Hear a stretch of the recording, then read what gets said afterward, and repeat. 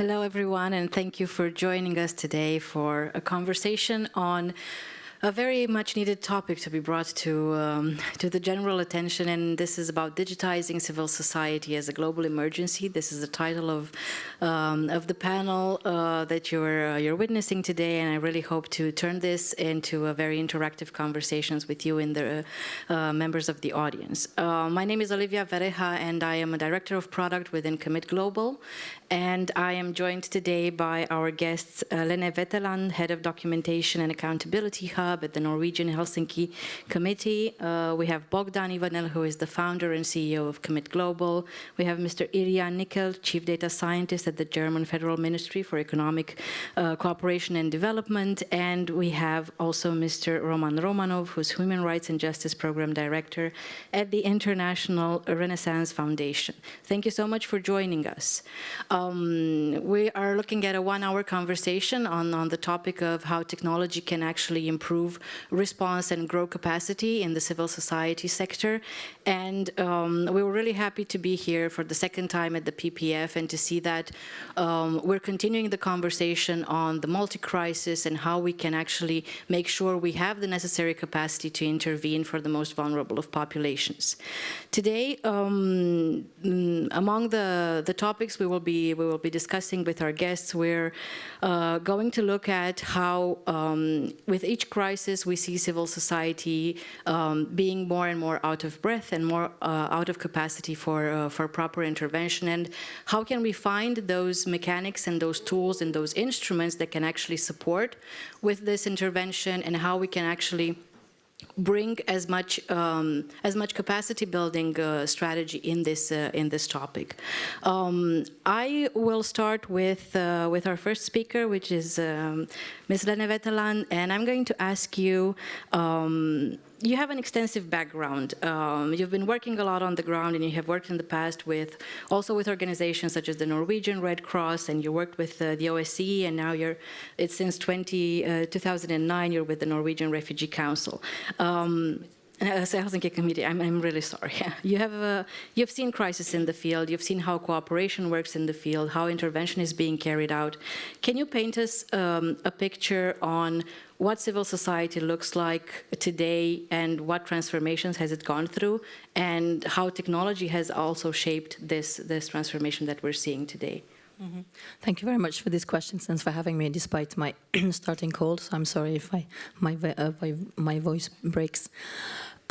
As you mentioned, I've been working in different organizations in the field for quite a while, and what is common for many of the civil society organizations is, of course, it comes to funding. Too often it comes to funding because it's so. Depending on the funding you have, the stability you have in the organization, you can keep staff, you can invest in software, you can invest in security, both physical and insurance and so on for the staff, and plan for long term.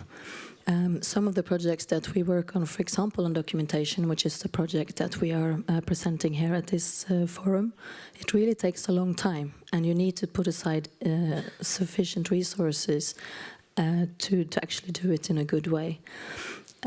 So with the different kinds of crises that emerges, civil society wants to be there, wants to help. They know that's expected from them. They have the skills, they have the network, and they want to do as much as they can. At the same time, they might not have the correct or the best tools. And even if they are available, you might not even have the time to sit down and actually learn them. And eventually, wasting that possibility that could have been a better solution for the work that you do. So for us in the Norwegian Helsinki Committee, it's very important to work closely with civil society. Even we are implementing organizations, so we also have to apply for funding somewhere. So we know this challenge very well, how dependent you are on it and how to work around it. And we work together with civil society independently, whether we have funding for them or not. There is cooperation, partnership, doing activities together, mapping and learning and understanding very well the civil society and the challenges in the various countries. We have staff with different backgrounds, language, history, education, nationality. So when it comes to the crisis in question, more than often we have already the network and the contact that we need to start the good and the needed activities together with the local partners. And now that we have this IDOC database that we're presenting here at this forum today, it's one of those tools that can be used in different kinds of crises. It is a database that can, where you can register war crimes, but also human rights violations.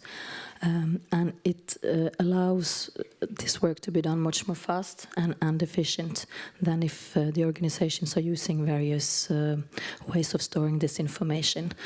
So it has been used also in Colombia and in African countries. So it's closely linked to the ICC, so that it's easy to store the information and to withdraw the information that is needed to build for case building later.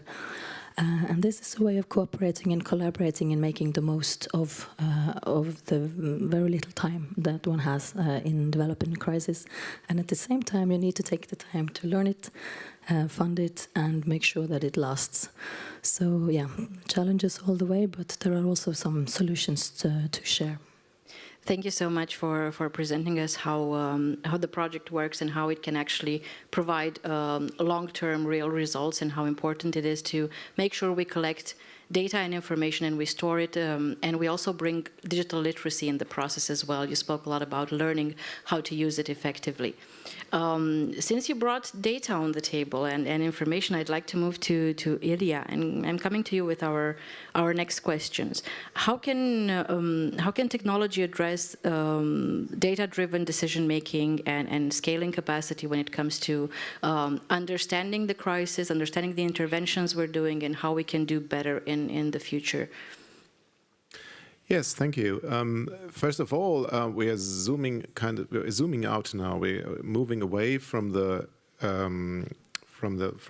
work on the ground for a moment when the governments come into play. We're collecting, especially at BMZ, we're collecting data to get an overview how effective our programs are, and how much we are effectively working towards preventing crises. So, but we are also working very closely together with the Foreign Office, of course, in order to address humanitarian aid and situations where the crisis, when the crisis happens, what we can do there. Then, as a data scientist, that's actually a very new development within the governments of Germany, within the different ministries. As a data scientist, we aim to foster the evidence-based decision-making. That's something, as I said, is something pretty new, a new thought in Germany at least, to have a unit in every ministry to specifically address the collection of data and to improve the use that's made of data. So what do? We basically try to gather as much data as possible. Politicians or policymakers usually need to zoom in very quickly when a crisis happens. So they need to have a general overview, which they usually do, of course, and then they need to zoom in into the current situation and be able to decide, where does our money go? Who do we have on the ground? Who's there that we trust, that we work with? Who is a partner organization, and what can they do in the specific situation? It also becomes very difficult, of course, since they're usually, especially in the European Union, several governments working together, then you have to coordinate those efforts. So for doing that, you need a lot of data, basically, in order to do this efficiently. And then in the coming days and the weeks, of course, you will need the necessary infrastructure to continue coordinating those efforts. So if it comes to crises, to the kind of crises that we are talking about, and in short term, you will need a lot of data, and then if it becomes a long-term crisis, unfortunately, then you will probably try different attempts to intervene and resolve the crisis. But that's basically the situation. So the answer is, you need a lot of data. We do collect a lot of structured data and try to the problem at the moment is that of the huge amount of data available, we need processes, modern processes, to be able to pick the right sets to get the most important information, which is easily understandable, of course. Mostly, for example, satellite data, remote information to assess the situation. And then, of course, as I said before, the internal data, knowing what the experts, who the experts are that are available to solve this certain situation. Thank you so much for the details you've given us in terms of how we should collect data, what is needed in the process, and how we can actually make further decisions based on this.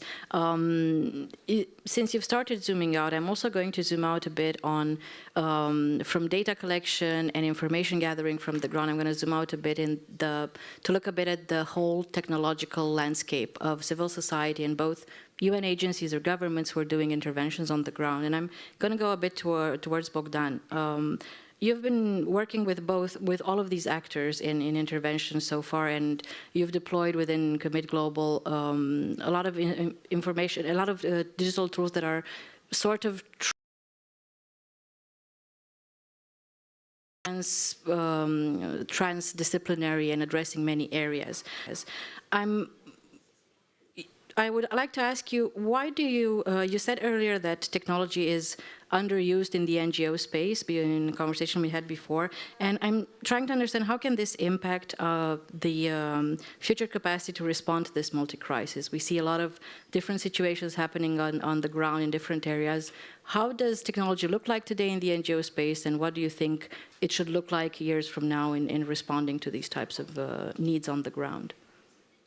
So I'll try to build on what was said before, speaking about the civil society capacity right now to respond to this crisis and to respond efficiently and at scale using technology. We all know that we're in a world in crisis. We have wars popping up around the world. We have more and more natural disasters. We have a crisis in climate. We have a crisis in democracy. They're all recreating and reshaping each other and creating vulnerable populations again and again and again, which all need a response from civil society. So right now we're putting a huge burden on civil society organizations around the world, be it very large ones like the Red Cross or very small ones, local organizations on the ground.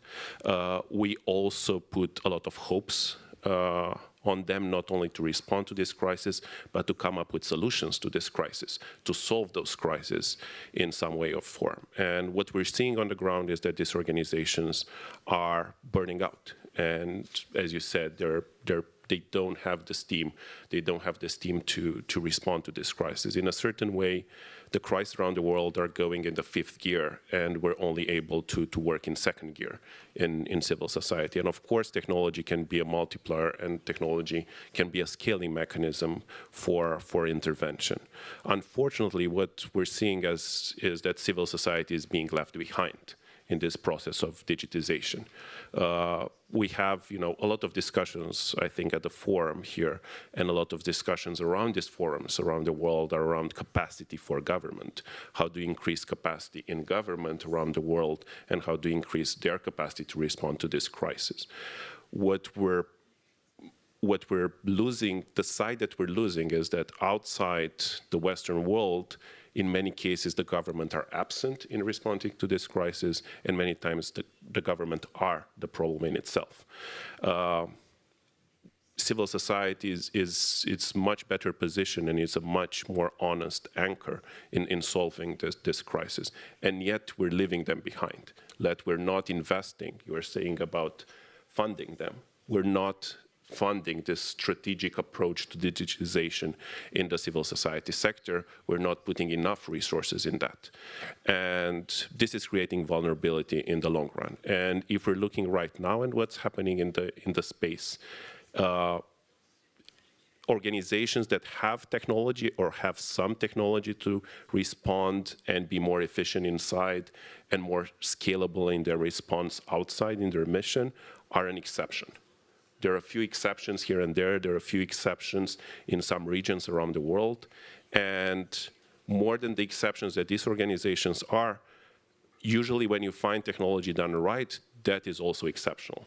So it's just in the last few years that civil society has been brought to a point where, you know, they're thinking about technology and they're thinking of how to build this technology. And unfortunately, because they don't have the resources, they don't have the know-how, they either don't build it, or when they build it, they build it badly. And, you know, most organizations around the world don't even have the capacity to build a website, you know, not to speak about some, you know, higher systems of that, to build a website, to gather donations, to manage their volunteers right, to have a financial management system inside the organization. So most of the organizations don't have that. And then even if you look at the large organizations, most of the Red Cross organizations around the world don't have an efficient stock management solution. You know, what we take for granted in the business sector, you know, solutions that Amazon and others have. An organization like the Red Cross, on which we depend to deploy this kind of support and this kind of aid across the world, in fact, they don't have the basic tools to be able to do that. So unfortunately, they work in silos, and we need to go from looking at tools to looking at infrastructure to see how we can connect the tools that you were speaking before into an infrastructure, into a highway for these organizations to be able to intervene at scale. Thank you. I'd like to move a bit further, and we're going to come back to this topic of how do we get tools brought together so that we can have better data, better information, and how we can ensure long-term capacity building for NGOs. I'd like to ask Roman, given your the focus that you've had in the past years, how does technology shape your work today, and how could it enhance it in the future? What has happened, and how have you made use of technology in the past years to address the challenges in the field? Thank you. Actually, I came from Kiev, and I have lots of things to bring for this audience, just from the field, very practical, because we used to understand the war is as a huge disaster which ruins many things, social connections, infrastructure, all of that. But also the war is the time for solutions, for innovation, for mobilization of thinking. Because like the society, especially which is fighting for its survival, because like having the neighbor who want to adopt you, you need just to organize all your processes, you know, in a way you can resist. And like everyone knows already that Ukrainian society is quite resilient, but it's quite innovative as well. And I'll try to bring you some examples and explain what we came through for these almost 2 years of full-scale Russian aggression in the country. Of course, we woke up in the 24th of February last year with the with the massive missiles attack and the sound of Russian fighter jets around our major cities. And of course, the air defense systems of Ukraine could not ensure the safety of anyone. And like the group of people, mostly from Odessa, started to work, okay, how the solutions could be found without having sophisticated Patriots, IRIS-T, and other systems which are available now due to the cooperation with our European partners. They established the mobile application, which allows actually to have any sort of mobile phone as a kind of radar to just identify any sort of targets in your sky. So just if you see any sort of object in the sky, using that technology, the geolocation is detected, the trajectory of the target is detected, and the data automatically sent to Ukrainian armed forces, and actually it multiplies a sort of radars available in the country immediately. It's quite cheap, and this is the way Of course, you cannot shut down the missiles, but you can at least notify about, all those objects. And I think that is amazing that this sort of products being created just in a few months with the volunteers who decided actually to do something. The first weeks of full-scale invasion, Ukraine was losing control of the territories very fast. And it means like millions of people just found themselves at the occupied territories.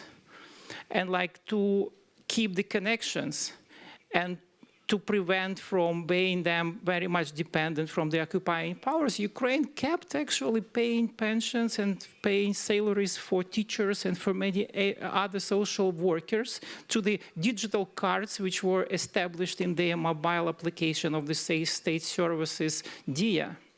So it was done during the COVID time, and actually was extremely essential in the way just to keep communicating and connecting with the people without having control of the territories.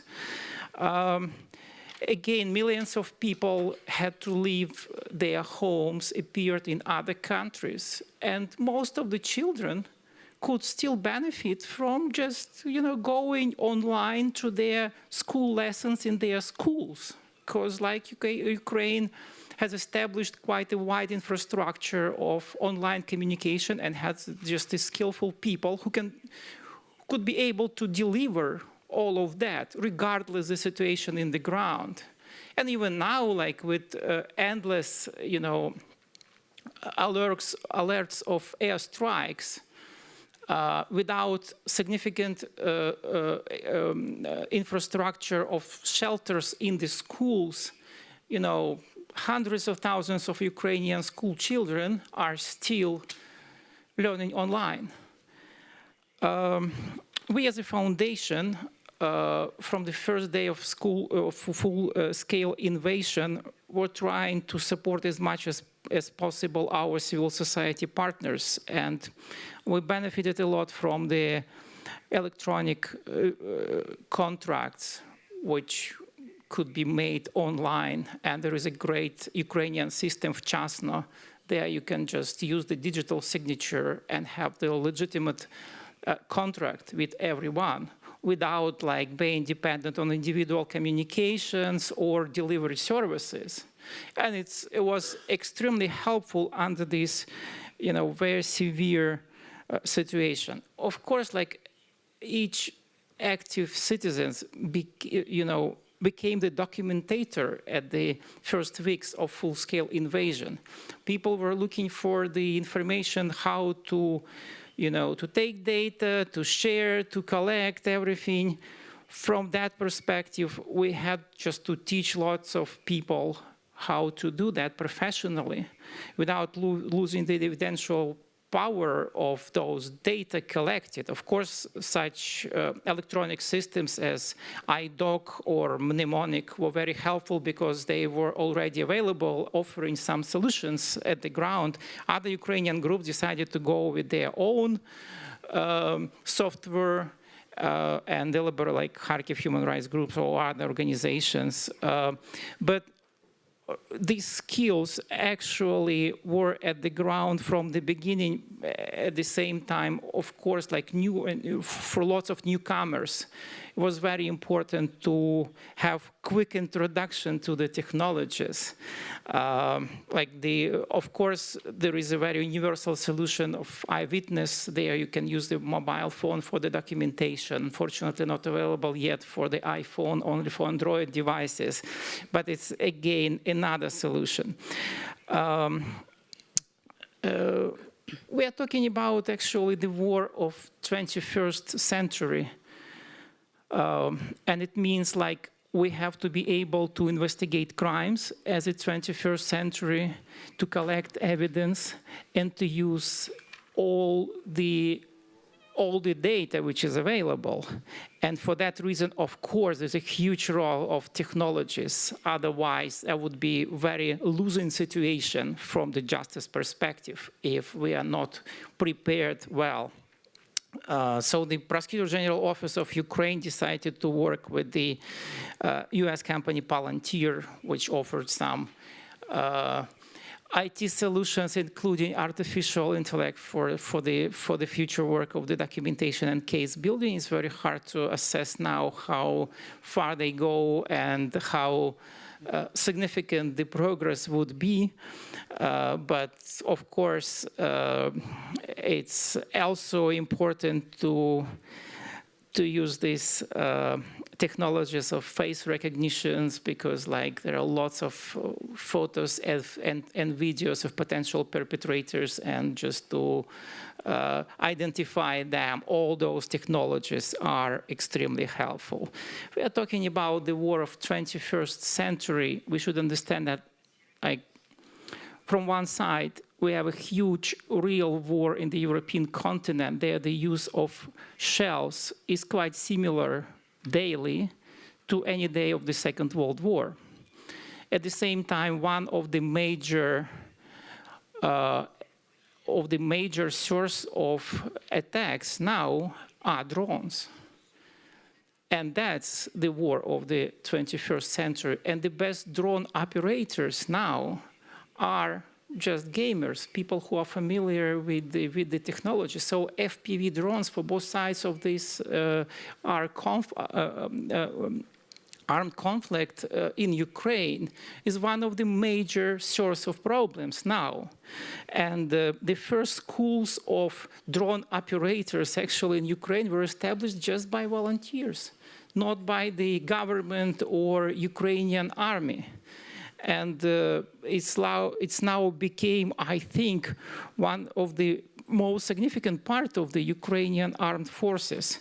So I can just have a long list of the changes which the conflict brought, but actually the role of technology in the fight for survival of Ukrainian society is really huge. And I think that the impact for the future of those technologies, because like the drones could not only fight, they could be used for multiple reasons in the future, and we cannot avoid that, of course, especially for the task like demining the territories and many, many other things.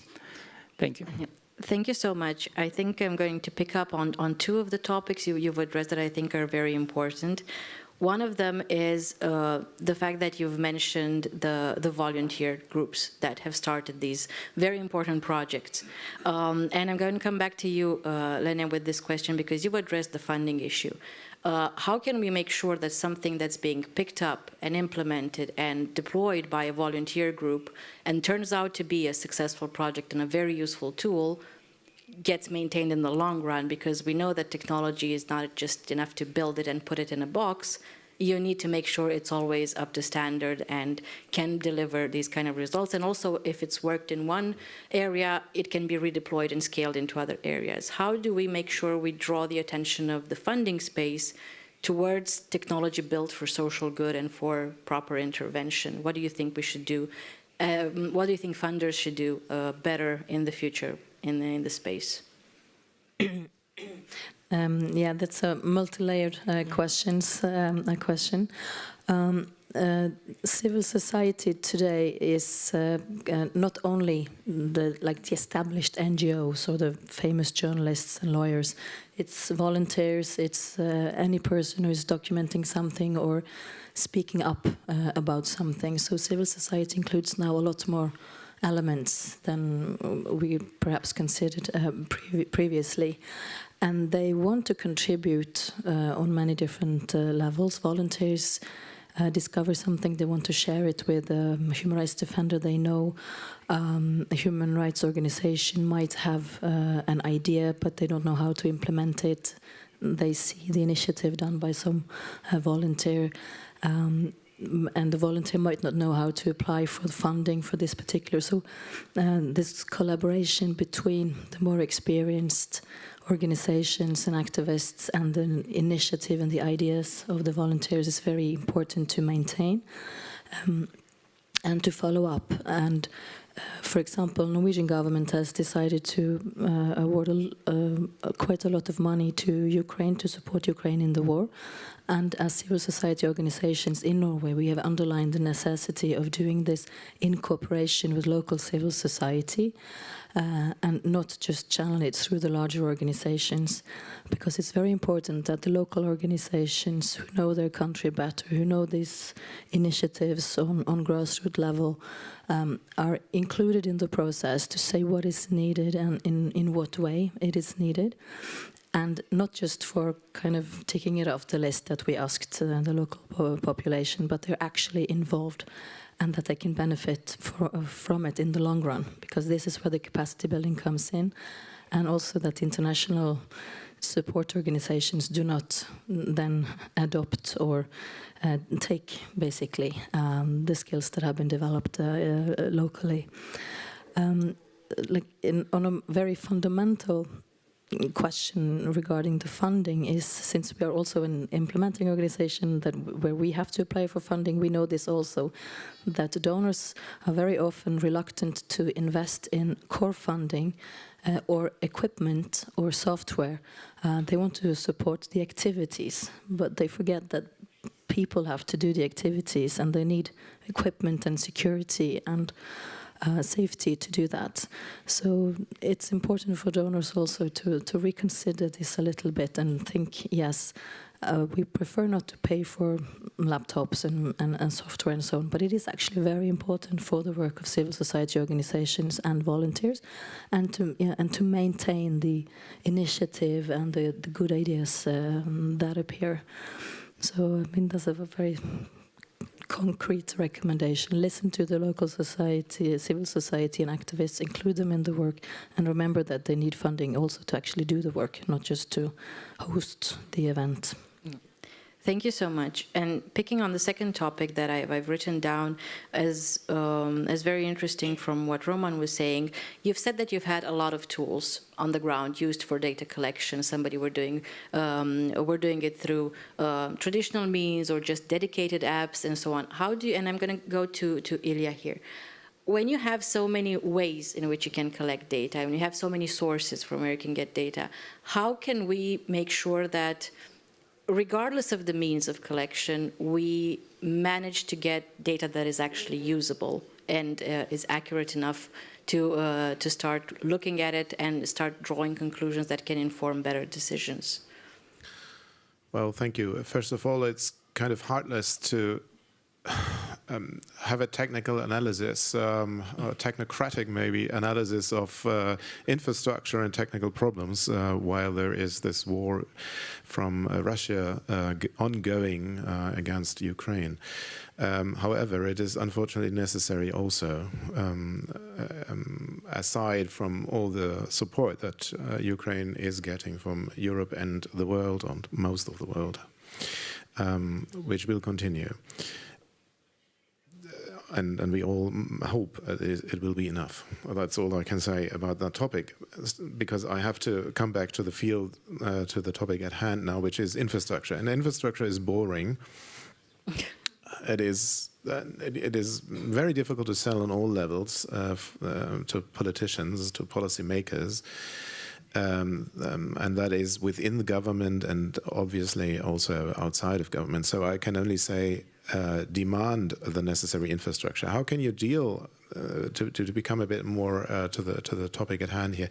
How can you deal with this problem of structured data, weakly structured data, unstructured data? Basically, of course, the structured. We all know about standards and for example, the YATI standard to describe projects, international projects, to make them transparent. The standard side is very important, but it's the one that is actually best handled by governments so far at the moment. Which is more difficult, which refers to most of the data, is actually the weakly or unstructured data. Like, for example, the pictures you take with your apps, or the pictures you take along the project, the reports you write, all that kind of data. And most of that is usually lost after a project. In crisis, it's of course extremely important. It's a focus point of dealing with a crisis while it's ongoing or afterwards. In the many other projects, much of that data is lost afterwards. And the question is, how can we make use of the data? How can we learn from that data? And where is the infrastructure for that?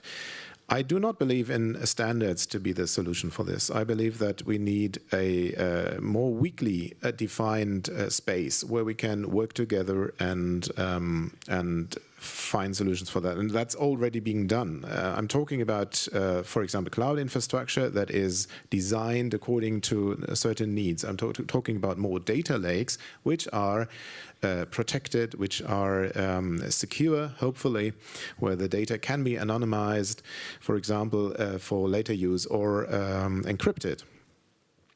To protect the people. That's also a big problem, of course. If you collect data, governments also have to take care that this data is used in the right way. So my answer to your question would be try to make use of the modern infrastructure that we have, or that has been developed about 10 years ago, which is cloud infrastructure, and try to not only address standards, try to collect data in different ways. And then there is a new kid on the block, so to say. There's a new era coming, which is the era of artificial intelligence. And our hope, at least in the data lab at BMZ, is that artificial intelligence might be able to work with weakly or unstructured data, as it already is with texts. You probably have all experienced that before. And in a few years, or maybe even next year already, we might be able to analyze data which does not necessarily follow standards. We can, because those machines, artificial intelligence with machine learning, can not only extract the information, but can also find out which parts of the data sets that are available are interesting, in what context, and so forth. So there might be a change coming in the coming years, which makes weakly structured data more interesting. So what I'm basically saying is use modern infrastructure, collect that data, protect the data, and hopefully we will maybe within 5 years have a different solution to the problem at hand. And then we will be able to learn from all those experiences that are currently mostly lost with the data. Thank you so much. One more question. I'm going back to Roman for a second. Bogdan, I also have one prepared for you as well.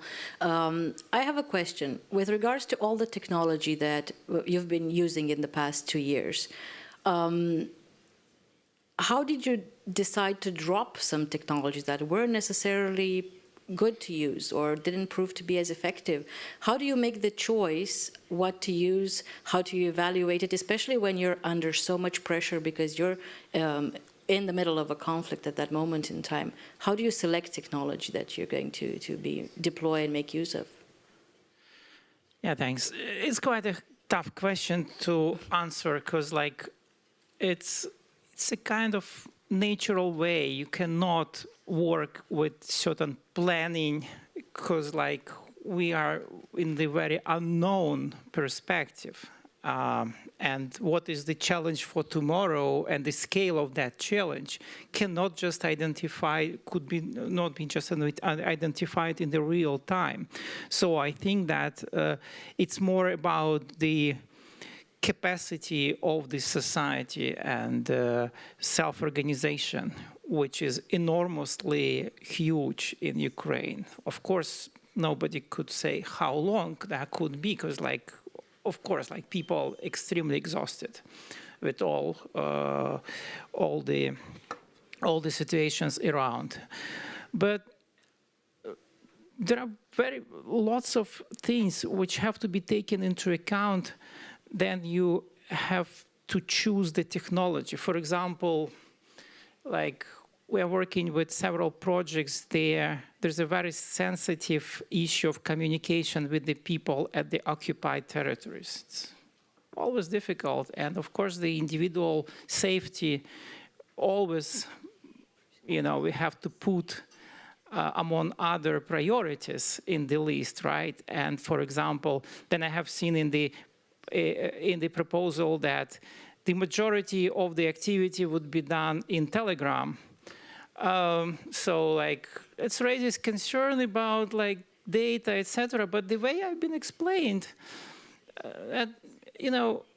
it's much more safe for the people at the occupied territory because there is much less situations than the communications being intercepted, then the people are stopped at the checkpoints or by the police. And if they could identify in your mobile phone Signal or even WhatsApp, it's already identification of the problem, and that person could be sent through the filtration procedures, etc. And Telegram does not look suspicious because in Russia everyone is using that, and like, so, and without knowing all that background, you cannot do certain planning or assessment of the situation, right? Because like that's a sort of crisis which, could not be understood being remote, far away from that, and without following the developments of the time. And traditional way how the donors are working, just receiving and supporting or not the projects,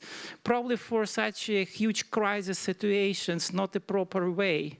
Because really, there are much faster solutions. There are lots of alternatives suggested not by well-established, well-known organizations with the connections and with the trust from the donors, but self-organized groups who are doing that through, crowdfunding or etc. Right?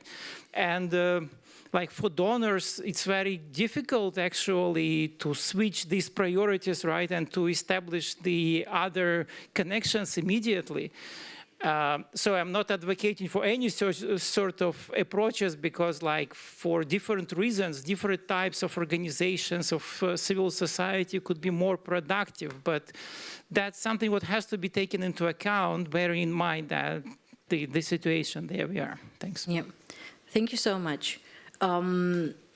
Zooming a bit out and looking at technology and the way it has been used in interventions in very different situations. I'm going to go over to Bogdan and ask him, so the ground floor is full of great projects. We have examples of wonderful digital solutions that can actually produce an impact if they're implemented. How do we make sure that when the next crisis hits, we don't rebuild over and over? How do we make sure we don't waste any of the instruments built in Ukraine? How do we make sure we don't remain without? For instance, I'm going to give one example from 2017 when we had civic technologists, volunteers developing wonderful instruments to support in the intervention in Mexico City. We've seen instruments built in Africa. How do we make sure that we don't start over once the next conflict arises or the next earthquake hits, that we don't start from scratch? You said 2017, and a cautionary tale just came to mind. In 2017, there was a big earthquake in Mexico City. And as in the case of Ukraine, the communities, the civic activists, came together, and they came under this organization Codando Mexico, and they were able to build around 12, 15 amazing solutions to deal with the aftermath of the earthquake in Mexico City. Amazing solutions, and those solutions would have saved lives in Turkey or Morocco this year. But you know what? They don't exist anymore because nobody invested in this infrastructure. You were saying earlier that infrastructure is boring. Infrastructure is boring is also very expensive. And we all love to cut the ribbon, we all love to launch a project, but that's the easiest part of the process. We fetishize what the developer does, what the engineer does, but that's, in our experience and in my experience, the easiest part of the job. The hardest part of the job is understanding the reality on the ground, and unfortunately we don't have enough experts for that. And the other hard part is because people don't understand how difficult and how expensive maintenance is to make sure that those solutions are there 7 years from now or 5 years from now, and to improve them and to bring the new technology and to bring AI and to bring all these additions to make these solutions better rather than duplicating the efforts again and again and again. And in civil society, we're speaking about funding. We don't have enough funding going around. You know, we're as I said earlier, we're the sector that everybody links their hopes to, but we're also the most vulnerable sector in terms of how fundings work and how much money we have. And we don't have the, compared to the government, we don't have the control over the money that comes to us or not. And so we don't have the luxury to try and not be strategic, and we don't have the luxury to duplicate.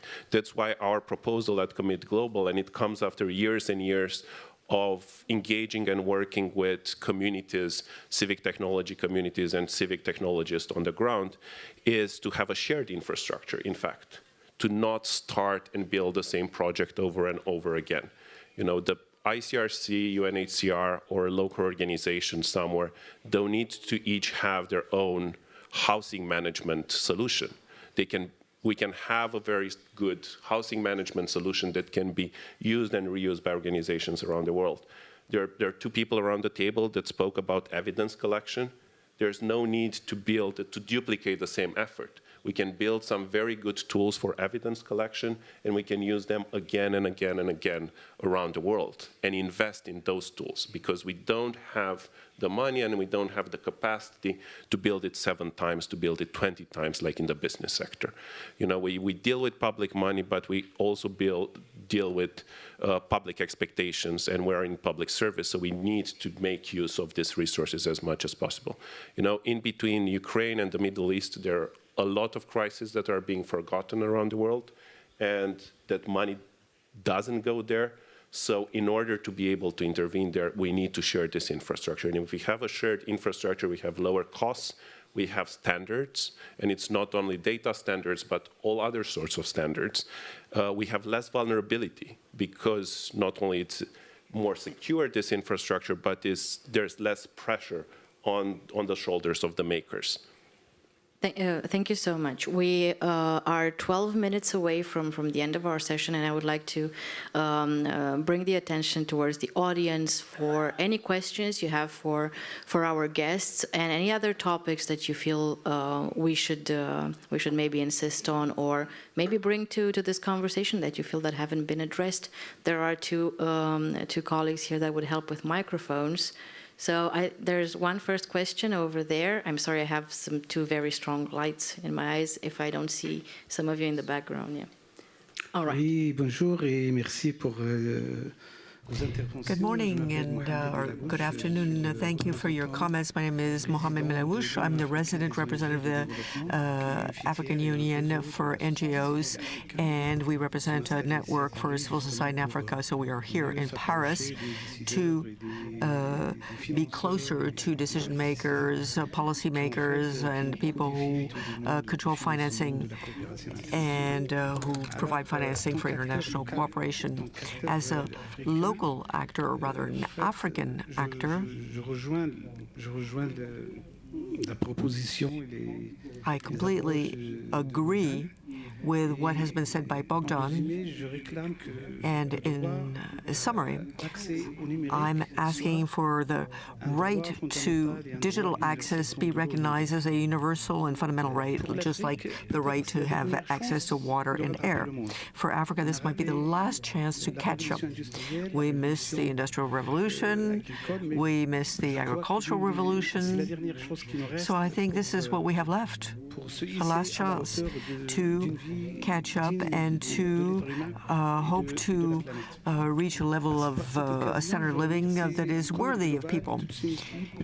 And I see Commit Global and what Bogdan is doing, they could help us to go digital, to help the digitization of African countries through a memorandum of understanding and with a project that we've had to develop and to present. African countries, for the time being,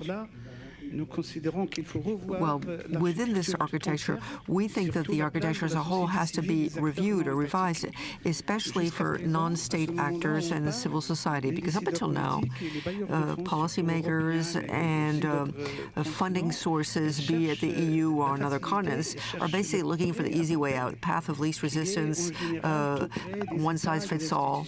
You know, what exists already and is already being practiced by African states, and that is well known in terms of the legal aspects. And what we see is that there are many diplomats. There's a lot of travel that goes on, and people who live in the capitals are basically taking advantage of this, riding on this, and consequently, this way of practicing cooperation, especially when it comes to collecting data and analyzing data, we end up at the end of the whole process. And most of the data are wrong because they don't come from the field, and they don't come from people who really know their context and what's going on the ground in their own, social environment. Thank you very much. Thanks to you. Back to English. I'm not sure. I hope everybody got the chance. So I picked something from your intervention. Do you agree that the right to access to technology should be guaranteed while we're moving forward in this 21st century? Yes, and that's one thing that a shared infrastructure around the world can do. The fact that we don't leave anybody behind, that we don't just have an infrastructure that is accessible in one region of the world and not accessible in other regions.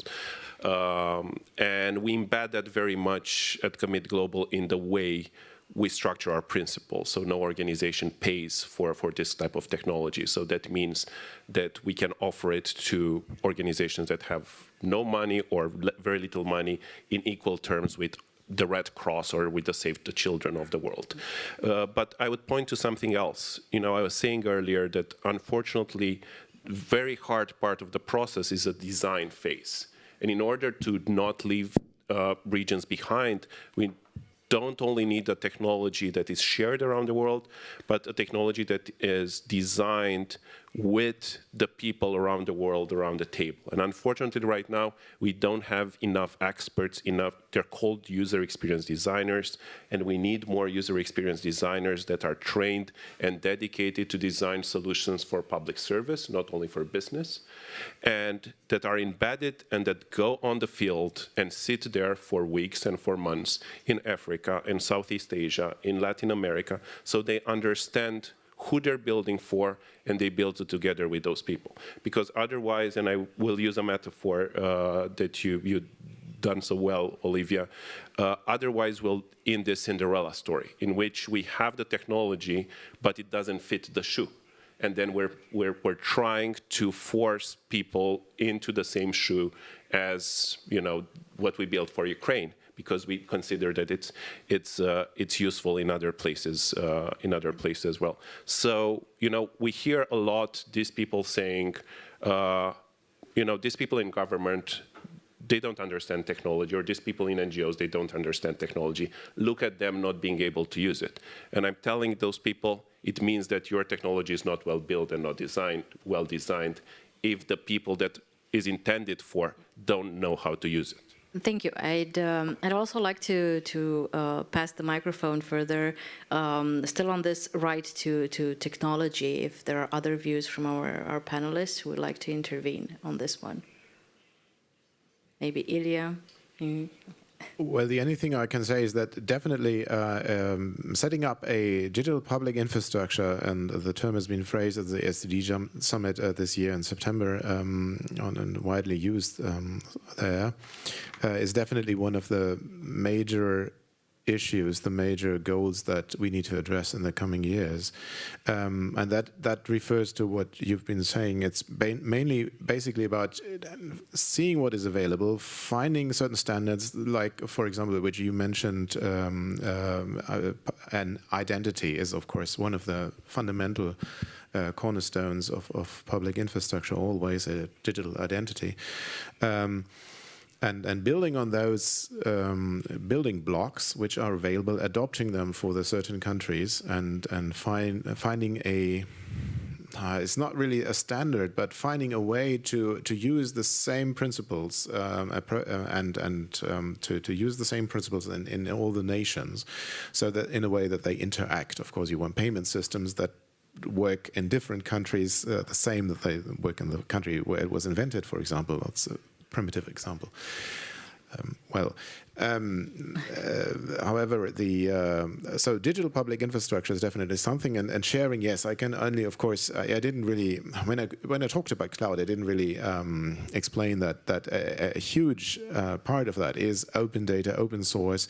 At least whenever the data can be made open as public and as open as possible, and sharing the data with that. Also, there's community interaction is maybe a answer to bad data, or can be an answer to the question of why has data such a bad standard or such a bad quality after it's been collected or it's been analyzed and handed over several times. I would say that there are approaches to that as well. When you use a infrastructure which can, for example, collect data from local groups regionally and transport it to a space where it can be used by those who need it, who want to analyze it, without being changed or without it being interfered with in between. So what I'm saying is basically to cut out the points in the middle and be able to do your statistics on the source data. That is something you can definitely do with the necessary with a good infrastructure, which is designed in a nice technical way, in a modern technical way. So it's a bit, as I said before, infrastructure is always boring. So I'm sorry if I'm using a lot of buzzwords here, but it's actually necessary to take a technological approach and then implement it in a human way, the way that it is needed. Thank you so much. Lenny, I'd like to also give you the opportunity if you want to add something, and then we're going to have time for one more question. I just wanted to add that to something that is universal and should be used everywhere is human rights. So that's a great standard to adhere to in any in any situation, just to get our attention back to what it's all about. Thank you so much. We have time for just one quick other question from the audience. Yes, please. Bonjour. Good afternoon. My name is Guy Christian. I'm in France. I head up a small organization that fights against pollution and digital intoxication. My question is, what about digital sovereignty? If we understand what you're saying, you're talking about making it possible for civil society to have a digital instrument available to us. But what about digital solidarity, which is a problem for several countries? Last year at this Paris Forum, there was a workshop that was talking about digital sovereignty and advocating it, saying that for countries and for continents, there ought to be centralized data centers, because we know that behind the metadata that is being collected, these data is sold, is being used, and this can be used on informational war and on rivalries between powers. So if we understand that, so what becomes of digital sovereignty? Thank you so much. 1 minute and 10 seconds left. Who wants to take on this question first? I'll give a very short answer. We should anchor technology for civil society within civil society, and that gives an autonomy to that technology, not depending on business and not depending on government. This is really important for the independence and for the protection of the work of civil society. Thank you. well, what can I say? Governments do protect the data of their citizens. They try to do that, at least in democratic countries. They do that, and there's a great danger connected with collecting data. And at least in Europe, I think the countries are aware of that. Yes, sovereignty is. Well, it's basically a problem of trust. You need to trust those people that do collect the data, and that is something that is a matter of politics, and it is solvable if the right steps are taken. But there is no general answer to that. I would say governments, at least in Europe, try to do that. We have the necessary laws in place, and hopefully the data will be used for the right goals. Thank you so much. Lene, would you like to add anything on the topic? I know we're in timeout. We have this really big red button here. But thank you so much. We're 15 minutes away from the closing ceremony. Thank you for your patience in being here, and really looking forward to continue the conversation afterwards. Have a good day, everyone.